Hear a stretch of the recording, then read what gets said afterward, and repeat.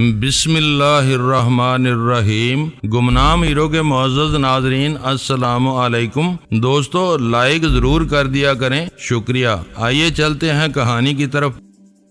اول خان مجھ سے پہلے اس خامدار دوہری سڑک سے گزر چکا تھا جہاں C9 کے سامنے کھیل کا تاریک میدان پھیلا ہوا تھا۔ اول خان کا ارادہ اسی میدان کے کسی تاریک حصے میں اپنی گاڑی چھوڑنے کا تھا۔ ہمیں اپنے آپریشن کے دوران پیدل رہ کر عمارت تک پہنچنا تھا۔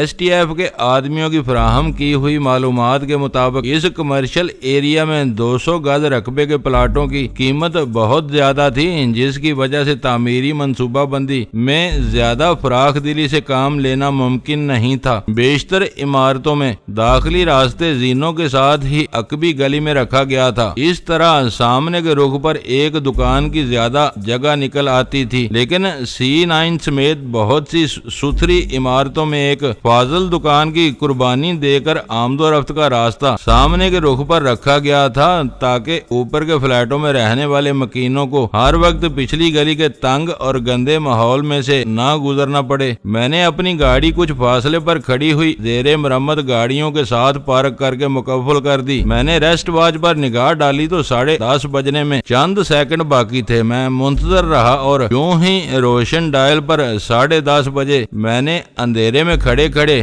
STF کے آپریٹرز کا بٹن دبا کر اسٹرائک یونٹ والوں کے ساتھ اول خان کے لیے پیغام نشر کر دیا کہ میں اپنی جگہ سے پیش قدمی کے لیے تیار تھا۔ آپریٹرز جیپ میں واپس رکھتے ہوئے مجھے اچانک بھیم گن یاد آئی جو میں نے گھر سے روانگی سے پہلے اپنی ڈریسنگ ٹیبل پر رکھی تھی تاکہ چلتے ہوئے اسے اپنے ساتھ لے لوں، لیکن اس بے نظیر ہتھیار کا کسی جیب میں کوئی پتہ نہیں تھا۔ میں گھر سے چلتے ہوئے اپنا وہ ہتھیار ساتھ لینا بھول گیا تھا۔ مجھے یکا یک اپنے اوپر غصہ آ گیا، وہ میری سنگین بھول تھی۔ اس اہم مارکے میں بھیم گن کا میرے ساتھ ہونا بہت ضروری تھا۔ ہمارا بزدل دشمن کسی چوہے کی طرح اپنی کمین گاہ کے اندھیرے میں دبکا ہوا بیٹھا تھا۔ آثار بتا رہے تھے کہ ہمیں اندر گھس کر اس پر ہاتھ ڈالنا ہوگا۔ اپنی ابتدائی منصوبہ بندی میں ہم نے اس نقطے کا خاص طور پر خیال رکھا تھا۔ بن ڈیوڈ سے دست بدست لڑائی میں بھیم گن ایک بہترین ہتھیار ثابت ہو سکتی تھی۔ اتنا وقت نہیں تھا کہ میں گھر فون کر کے سلطان شاہ کے ذریعے بھیم گن منگواتا۔ گھر پر 2 عورتوں کے ساتھ وہ اکلوتا مرد رہ گیا تھا۔ گھر پر بلیک کیٹس کی طرف سے حملے کا اندیشہ کو بھی تھا۔ اگر وقت ہوتا تب بھی سلطان شاہ کو اس وقت گھر سے ہٹانا آسان نہ ہوتا۔ میں نے تنبے تقدیر ہو کر بھیم گن کا خیال اپنے ذہن سے جھٹک دیا۔ میرے پاس فاضل راؤنڈز کے ساتھ ایک بھرا ہوا ماؤزر اور دوسرا پستول موجود تھا۔ وقت پڑنے پر وہ میرے لیے کافی ثابت ہو سکتے تھے۔ ویسے بھی میں ایک وقت میں ایک سے زیادہ ہتھیار استعمال نہیں کر سکتا تھا۔ 10:35 پر اچانک فضا ایک ہولناک فائر کی آواز گونج اٹھی۔ فائر کی گونج کے ساتھ شیشہ ٹوٹنے کا پرشور چھناکا ہوا اور ٹوٹے ہوئے شیشے کے ٹکڑے C9 کی اوپری منزل سے چھنا چھن نیچے آ رہے۔ اول خان نے پہلی گولی چلا کر مقابلے کا آغاز کر دیا تھا۔ وہ خدائی خوار کون ہے؟ C9 کی 3 منزلہ عمارت کی چھت سے ایک ڈری ڈری بھاری چیخ ابری۔ یہ یقین ہو گیا کہ 2 میں سے کم از کم ایک چوکیدار عمارت کی چھت پر موجود تھا۔ غالب امکان یہی تھا کہ اس کا دوسرا ساتھی بھی اسی کے ساتھ ہو اور ان دونوں کا پر اسرار مہمان عمارت کی کسی نچلی منزل پر چھپا ہوا ہو۔ اس وقت تک ہمارے سامنے اس مہمان کی موجودگی کا کوئی کھلا ثبوت نہیں آیا تھا۔ پروفیسر ڈونلڈ کی زبان سے C9 کا تذکرہ اور پھر C9 کے چوکیداروں کی غیر معمولی خریداری سے یہ بات ثابت نہیں ہوتی تھی کہ ہمارا مطلوبہ آدمی اس عمارت میں چھپا ہوا تھا جس پر اول خان نے اپنی چاند ماری کا آغاز کر دیا تھا۔ مقابلے میں کوئی 2 طرفہ کیفیت پیدا ہونے کے بعد ہی صحیح صورت حال سامنے آ سکتی تھی۔ اول خان کی طرف سے دوسری گولی چلائی گئی۔ اس مرتبہ پھر شیشے بکھر گئے۔ میں نے دور سے دیکھا کہ اس علاقے کی کھلی ہوئی دکانیں تیزی سے بند ہو رہی تھیں اور لوگوں نے اندھی گولیوں کی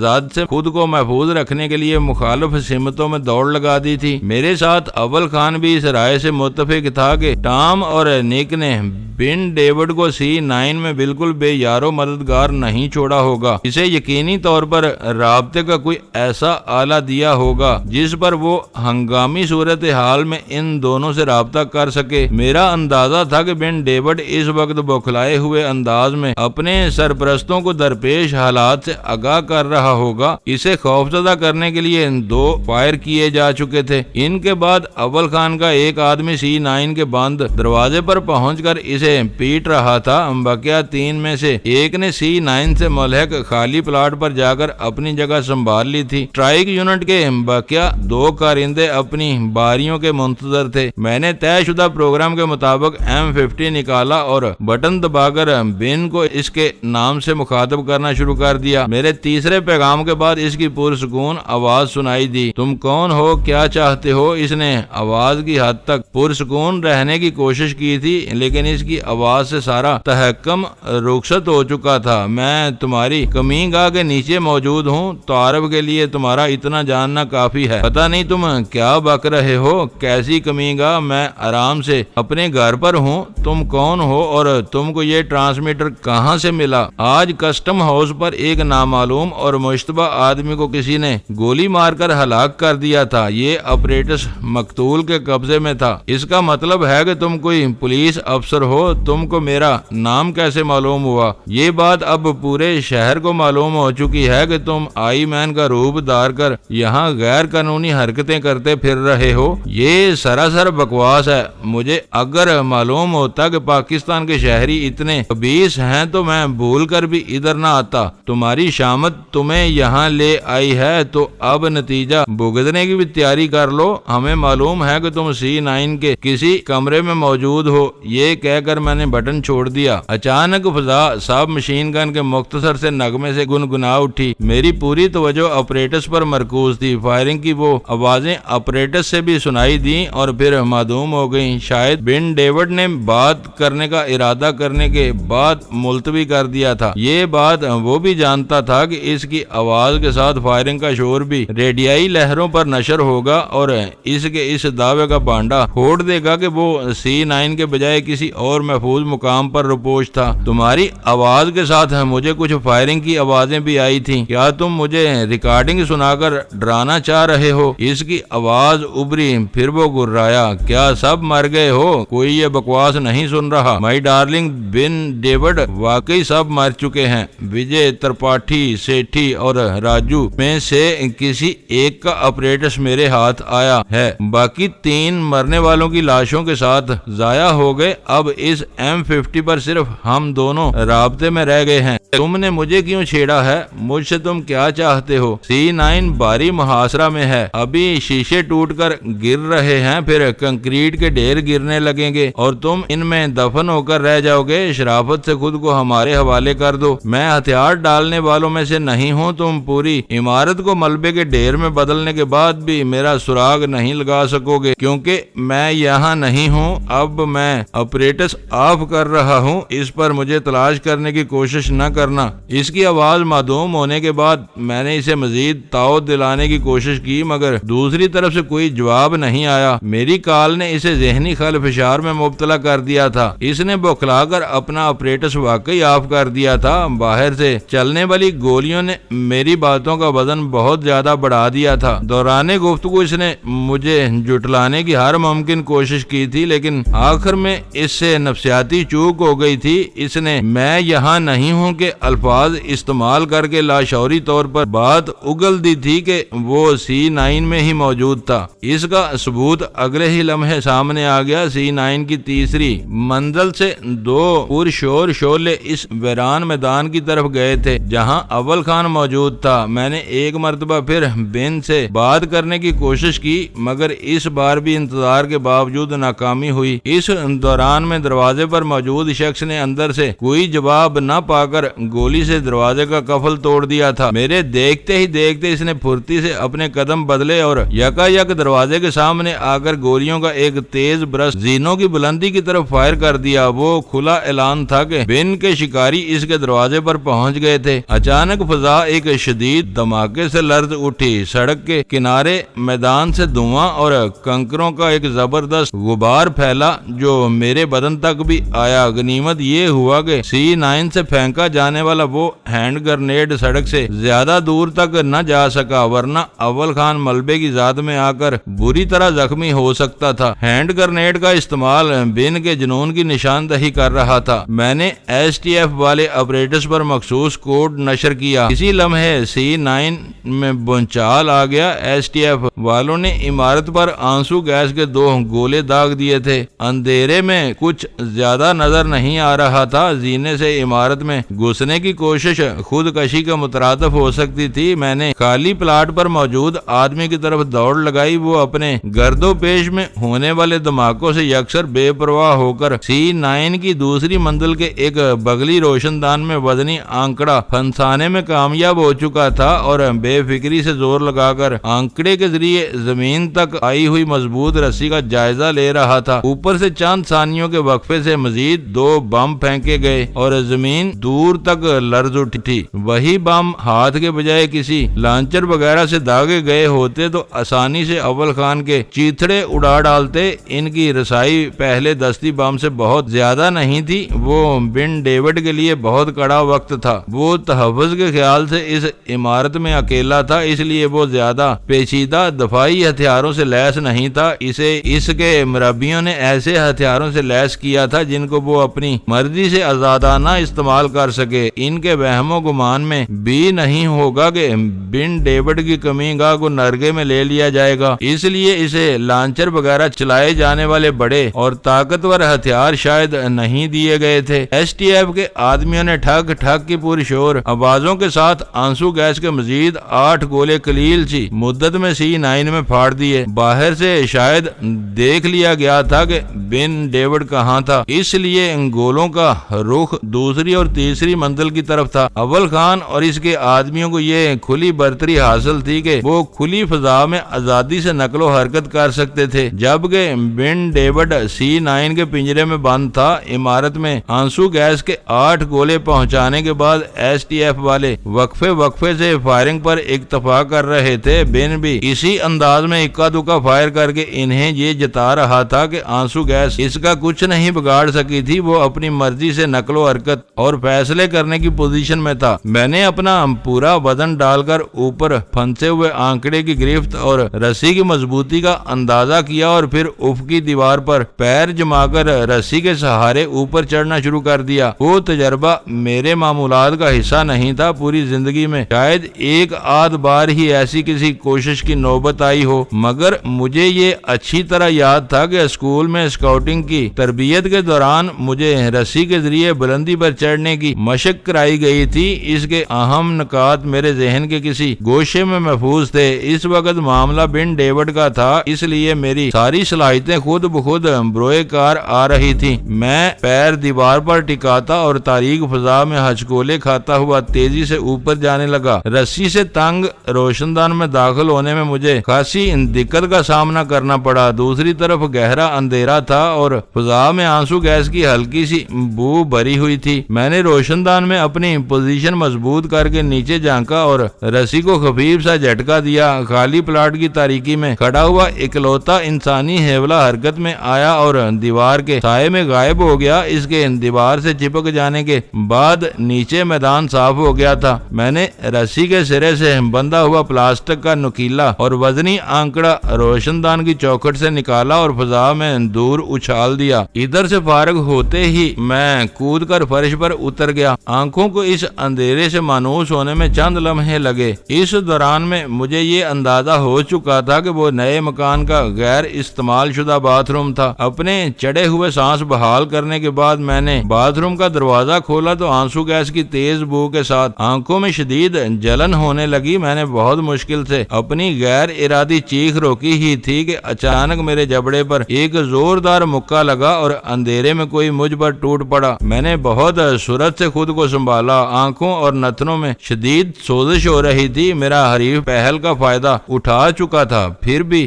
میں اس سے لپٹ گیا اور پہلے زور میں اسے دھکیل کر باتھ روم کے دروازے سے دور لے گیا۔ ایک دوسرے کے ساتھ گتھم گتھا ہونے کی وجہ سے ہاتھ چلانے کے امکانات معدوم ہو گئے تھے۔ میرے دراز باز قامت اور توانا حریف نے میری پیشانی پر ٹکر رسید کی تو مجھے اندازہ ہوا کہ اس کے چہرے پر گیس ماسک چڑھا ہوا تھا۔ اتنی دیر میں میرے لیے اپنی آنکھیں کھلی رکھنا دشوار ہو گیا تھا۔ میرا حریف انگریزی میں دبی دبی گراہٹوں کے ساتھ مجھے رگیدے ڈال رہا تھا۔ اچانک میرا داہنا گھٹنا چل گیا۔ اس کے پیٹ کے نچلے حصے میں اچانک پڑنے والی وہ ضرب اتنی شدید تھی کہ وہ ایک بے ساختہ چیخ مار کر دوہرا ہو گیا۔ میں نے بڑھ کر اس کے چہرے پر کئی تابڑ توڑ مکے برسا دیے۔ ان ضربات کے نتیجے میں اس کا گیس ماسک اس کے چہرے سے اتر گیا، اس پر کھانسی کا دورہ پڑ گیا۔ تم حرام زادے، میں تم کو زندہ نہیں چھوڑوں گا۔ وہ انگریزی میں گرایا اور بات واضح ہو گئی کہ وہ بن ڈیوڈ تھا۔ میرا خیال تھا کہ وہ کھانستا ہوا سیدھا ہوگا تو میں اس کے چہرے کی مزید توازے کروں گا، لیکن اس نے ایک حیران کن حرکت کی اور پلٹ کر اچانک ایک طرف دوڑ پڑا۔ وہ فلیٹ نیا اور غیر آباد تھا، اس لیے وہاں کوئی ساز و سامان نہیں تھا۔ میں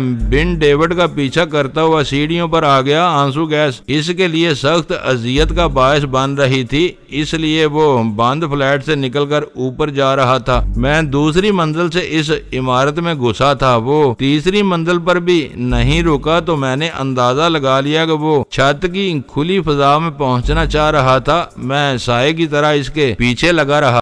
وہ آخری سیڑھیوں پر تھا کہ اچانک اس کی بائیں پنڈلی میرے ہاتھ میں آ گئی۔ میں نے اسے وہیں دبوچ لیا اور وہ منہ کے بل پورے زور میں کنکریٹ کے زینوں پر گر گیا۔ بن ڈیوڈ کے حلق سے نکلنے والی دوسری بے ساختہ چیخ بہت بلند آہنگ اور کریہا تھی۔ میں نے بڑھ کر اس کے بال پکڑے اور ایک مرتبہ پھر اس کا چہرہ زینوں پر دے مارا۔ زینوں پر اس سے لڑنا خطرناک تھا۔ میں اسے دوسری زگ پہنچاتے ہی کھلی چھت پر نکل گیا۔ تازہ ہوا میں نکل آنے کے باوجود میری آنکھوں میں جلن ہو رہی تھی اور آنسوؤں کی دھاریں بہ رہی تھی۔ مجھ سے بس لمحہ بھر کی چوک ہوئی۔ میں پستول نکالنے ہی والا تھا کہ بن ڈیوڈ کسی دیو پیکر افرید کی طرح ایک بار پھر میرے اوپر آ پڑا۔ اس کا چہرہ لہو لہان ہو چکا تھا۔ اس نے گیس ماسک نوچ کر دور پھینک دیا تھا۔ اس بار اس کے جسم میں نہ جانے کہاں کی طاقت امڈ آئی تھی کہ اس نے مار مار کر ذرا سی دیر میں مجھے نڈال کر دیا۔ اس دوران میں عمارت کے دونوں چوکیدار سہمے ہوئے انداز میں ایک طرف کھڑے رہے۔ ان میں سے کسی نے ہماری لڑائی میں دخل انداز ہونے کی کوشش نہیں کی تھی۔ ان کی چھٹی حص نے شاید انہیں یہ بتا دیا تھا کہ کسی چور کی طرح چھپے ہوئے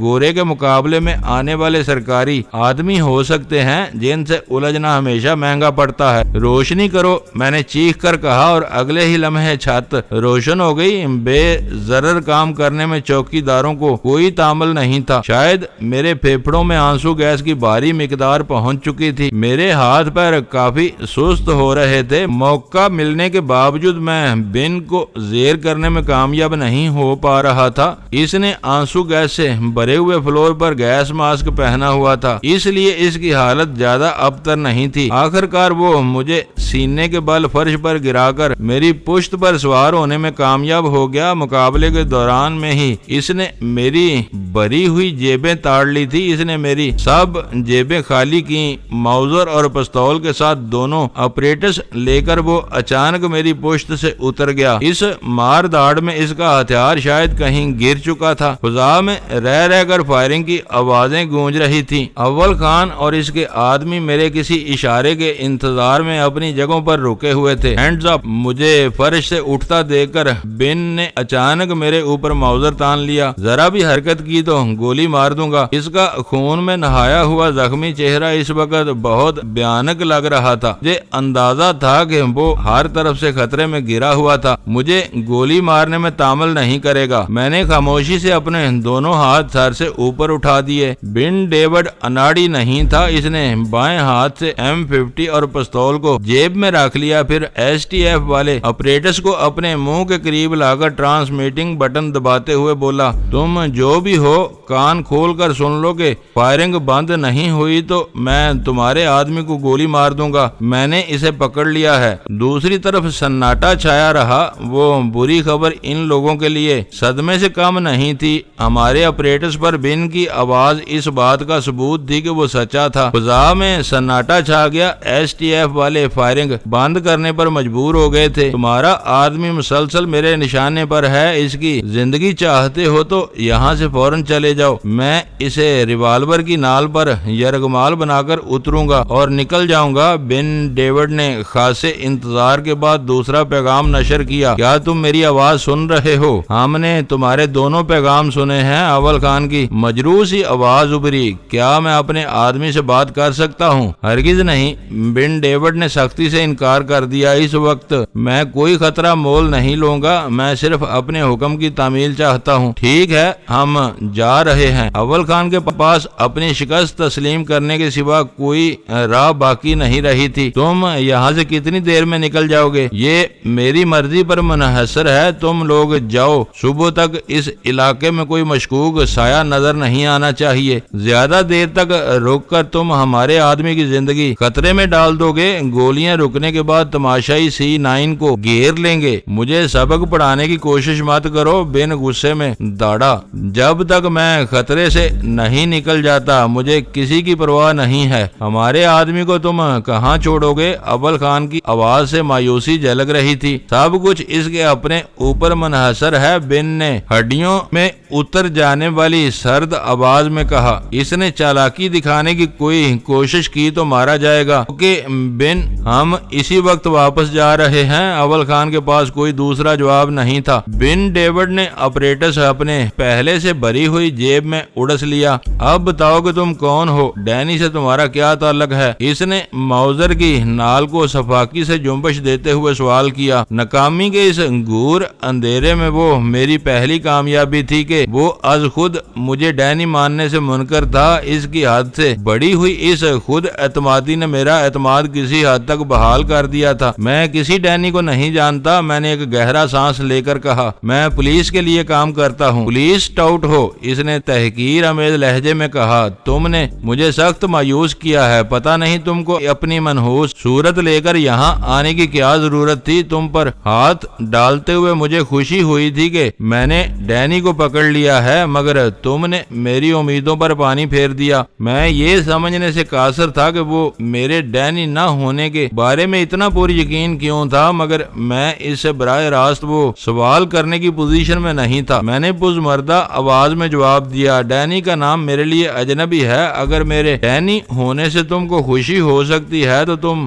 مجھے شوق سے ڈینی کہہ سکتے ہو۔ ویسے بھی لڑائی ہار جانے والے کا کوئی نام نہیں ہوتا۔ ڈینی، وہ عجیب اور بھیانک آواز میں ہنسا اور بولا۔ اسی وقت وہ بھی اپنے چاروں ہاتھ پیروں پر چلتا ہوا میرے سامنے آئے گا۔ میں نے بیم گن کی امید میں تمہاری جامع تلاشی لی تھی، وہ ڈینی کی پہچان ہے۔ اگر تمہارے پاس سے وہ گن مل جاتی تو میں تمہارا بیجا اڑا چکا ہوتا۔ تم جیسے 2 ٹکے کے آدمی کو میں اس کا متبادل نہیں سمجھ سکتا۔ میں نے کن اکھیوں سے دیکھا کہ وہ دونوں صحت مند چوکیدار بتوں کی طرح ایک ہی پوزیشن میں گم سم کھڑے ہوئے تھے۔ ان کی سمجھ میں نہیں آ رہا تھا کہ C9 میں اچانک کیا کھیل شروع ہو گیا تھا۔ غنیمت یہ تھا کہ انہوں نے اندھا دھند اپنے سفید فام مہمان کا ساتھ دینے کے بجائے غیر جانبداری اختیار کی ہوئی تھی۔ شاید زبان کے مسئلے کی وجہ سے بن ڈیوڈ انہیں اپنے اعتماد میں لینے میں کامیاب نہیں ہو سکا تھا، بس اشاروں کنایوں کے ذریعے ان سے اپنی ضروریات پوری کروا لیتا تھا۔ پورے تصادم میں نے صرف ایک بار ان کو روشنی کرنے کا حکم دیا تھا اور انہوں نے مشینی انداز میں اس کی تعمیل کی تھی۔ مجھے توقع تھی کہ مزید کوئی ضرورت پیش آئی اور میں ان کی ہمدردیاں جیتنے میں کامیاب رہا تو وہ بن کے مقابلے میں میرا ساتھ دیں گے۔ یہ میری دوہری بدقسمتی ہے کہ میں تم سے ہار گیا اور تم مجھے وقت دینے پر بھی آمادہ نہیں ہو۔ مجھے حیرت ہے کہ تم معمولی ٹاؤٹ ہو کر بھی اتنی اچھی انگریزی بول لیتے ہو۔ اس نے گہرے طنز سے کہا، سر یہ غریب ملک ہے، یہاں پڑھے لکھے لوگ اس سے بھی گھٹیا کام کرنے پر مجبور ہو جاتے ہیں۔ میں نے اس کی انا کو ابھارنے کے لیے فوری خیال کے تحت اسے سر کا رتبہ دے ڈالا۔ تم یہاں کتنی نفری کے ساتھ آئے تھے؟ بن نے اپنی ریسٹ واچ پر نگاہ ڈال کر پوچھا۔ میرے ساتھ 3 آدمی اور تھے، کچھ لوگ پہلے سے چھپے ہوئے ہوں تو مجھے پتا نہیں۔ ان لوگوں کو یہاں بھیجنے کے لیے صرف تم ملے تھے۔ پولیس کمانڈو کہاں مر گئے تھے؟ مجھے ڈینی تسلیم نہ کرتے ہوئے بھی وہ میری طرف سے پوری طرح مطمئن نہیں تھا۔ میں نے نیچی آواز میں کہا، انہوں نے اپنے آدمی کو بچا کر مجھے قربانی کا بکرا بنایا ہے۔ دیکھ لو کہ میں تمہارے ہاتھوں پکڑا گیا، میری جگہ کوئی پولیس والا ہوتا تو وہ مارا جاتا۔ دراصل दरअसल मैं कमांड डालकर ऊंची बिल्डिंगों में चोरियां किया करता था। मेरे इस रिकॉर्ड ने आज मुझे मरवा दिया। इसकी आंखों से बेएतबारी मतराशा थी, लेकिन वो जुबान से कुछ नहीं बोला। इस दिन मेरी एक भूल या गलती मेरे काम आई थी। अगर मैंने घर से निकलते हुए अपनी ड्रेसिंग टेबल से बीम गन अपने साथ ले ली होती तो इस वक्त तक ना जाने क्या कुछ हो चुका होता। जो हालात यकायक रूनुमा हुए थे, इनमें बीम गन से कोई मदद नहीं ली जा सकती थी, मगर वो मेरी गर्दन जरूर फंसवा देती। ये गैबी ताईद थी कि इस वक्त मेरी भूल किसी हद तक मेरी आफियत का जरिया बन गई थी। तुम इमारत से बाहर निकलते हुए अपने हाथ नीचे गिरा लोगे, लेकिन ये याद रखना कि मेरी उंगली हर लम्हे माउजर के ट्रैगर पर तैयार रहेगी। मेरी हदायत के मुताबिक चलते रहना। तुम गाड़ी से आए हो? आखिरी सवाल इसने अचानक पूछा था, लेकिन मैंने पलक झपकते में जवाब सोच लिया। मैं पुलिस वालों की वैन में आया था। ठीक है, फिर तुम मेरी गाड़ी चलाओगे, इसने बताया। हमें कहाँ जाना होगा? मैंने इसके प्रोग्राम के तसलसल से फायदा उठाकर सवाल कर डाला। बस मेरी हदायत पर अमल करते रहना। इनहराफ किया और गोली चली। इसने मुझे धमकी दी, फिर माउजर की नाल से जीने की तरफ इशारा करने लगा। बाहर से एसटीएफ वालों ने फायरिंग रोक दी थी। अव्वल खान ने बिन से वापस लौट जाने का वादा भी कर लिया था, मगर मुझे यकीन था कि इन लोगों ने एक मुजरिम से किए हुए वादे की पासदारी नहीं की होगी। वो C9 के गुर्बो जवार में छुप कर मौका की तलाश में रहे होंगे। बिन डेविड जरा भी चूकता तो वो इस पर टूट पड़ते। इसका मौका न मिलता तो हमारा पीछा जरूर किया जाता। दोस्तों, वीडियो को लाइक जरूर कर दिया करें। ISI पाक आर्मी जिंदाबाद, पाकिस्तान पाइंदाबाद। मुअज़्ज़ज़ नाज़रीन, अपना ख्याल रखिएगा और अपने इस चैनल का भी शुक्रिया।